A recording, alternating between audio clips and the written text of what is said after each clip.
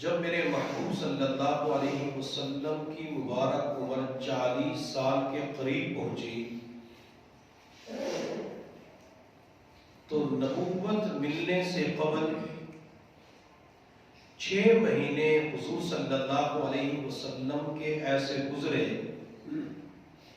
کہ آپ علیہ السلام کو رؤیائے صادقہ نظر آتے تھے، یعنی نیند کے اندر آپ کو سچے خواب نظر آتے تھے۔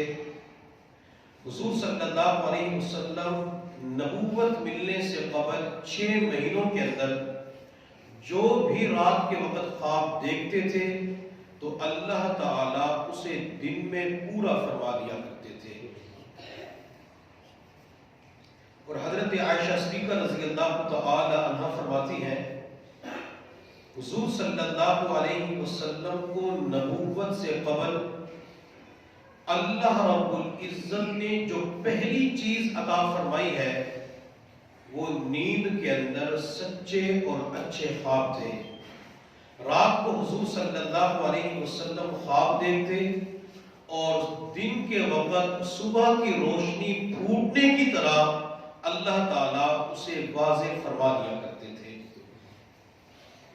معاشرے کے اندر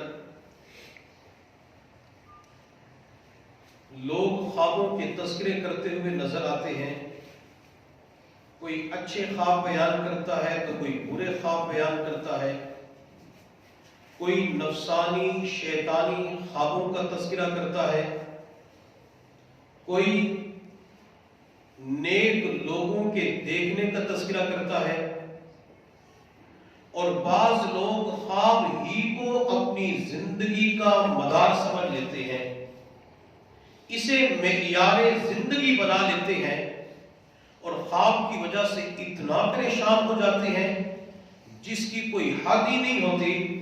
وہی لوگ جن کی زندگی کے اندر ہمیں نیک اعمال نظر نہیں آتے وہ اپنے خواب کی وجہ سے پریشان نظر آتے ہیں۔ اس لیے میرے حضرت فرماتے ہیں کہ خوابوں کے شہزادے نہ بنے۔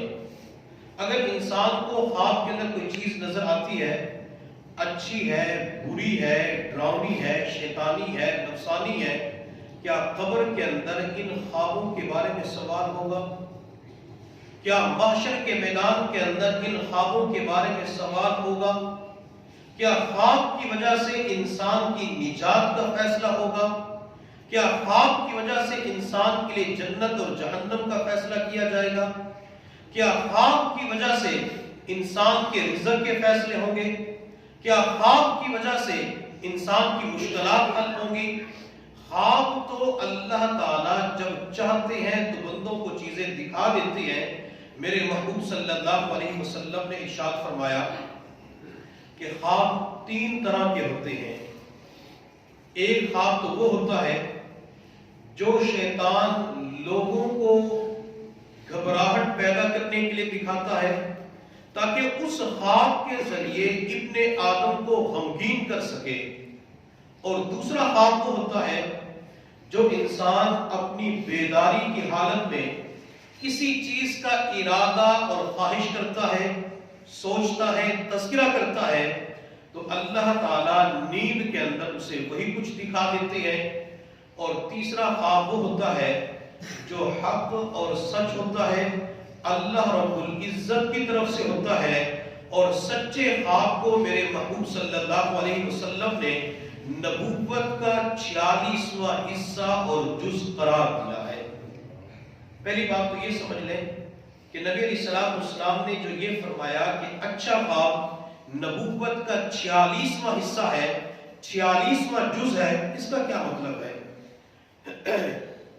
میرے محبوب صلی اللہ علیہ وسلم کو اللہ نے 40 سال کی عمر میں نبوت عطا فرمائی اور 63 سال کی عمر میں حضور صلی اللہ علیہ وسلم کا انتقال برملا ہوا۔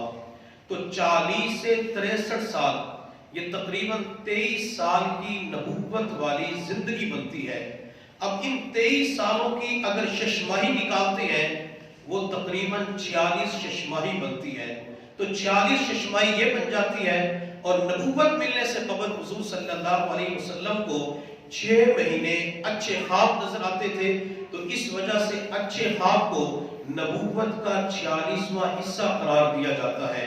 تو حضور صلی اللہ علیہ وسلم نے فرمایا کہ خواب 3 طرح کے ہوتے ہیں۔ ایک خواب تو وہ ہوتا ہے کہ انسان خیالات اور سوچوں کے اندر گم ہوتا ہے، جو کچھ انسان سوچ رہا ہوتا ہے یا انسان کے شعور کے اندر کوئی چیز چھپی ہوئی ہوتی ہے تو انسان کو ویسا ہی خواب نظر آ جاتا ہے۔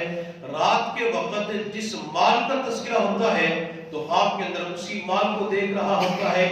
سونے سے پہلے اگر معاشرے کے اندر دوست احباب کے پاس بیٹھ کر کسی بھی مالی چیز کا تذکرہ کیا جاتا ہے تو خواب کے اندر وہی چیز نظر آ جاتی ہے۔ جو کچھ انسان نیند سے پہلے سوچتا ہے، دن کو سوچتا ہے، تو اللہ تعالیٰ اسے خواب کے اندر وہی